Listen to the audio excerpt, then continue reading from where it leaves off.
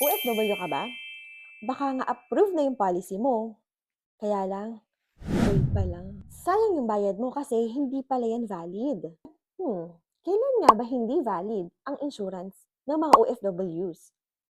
Hi, I'm Bri. I'm IT by profession and I'm a 6-year manager in Sun Life and a 10-year financial advisor. So madaming lumalapit na mga clients na OFW sa akin and confused sila kung valid nga ba yung mga insurances na kinuha nila habang nasa abroad pa sila.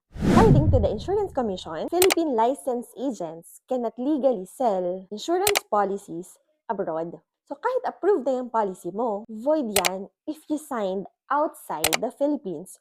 And kapag may claim, lalo na kung digital yung application and isa kang OFW, pwedeng hingin ng insurance company as a proof of claim yung passport mo or yung proof na nasa Pilipinas ka talaga nung nag-apply ka and nag-sign ka ng application form.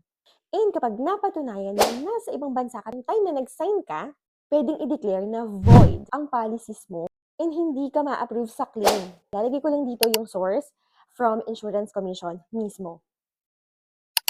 I will also add additional notes from IC circulars.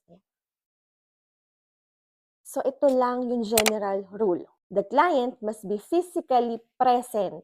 Uulitin ko guys, physically present in the Philippines during application and signing. So what OFWs should do? Number 1, wait until you're physically here in the Philippines before applying. Kahit kakalapag mo pa lang sa NAIA or any local airport dito sa Pilipinas, you can already apply.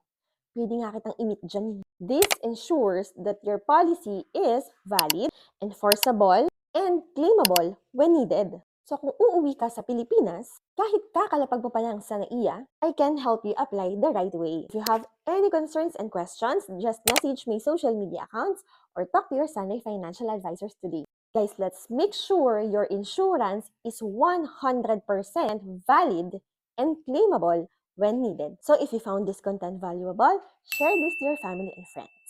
Bye!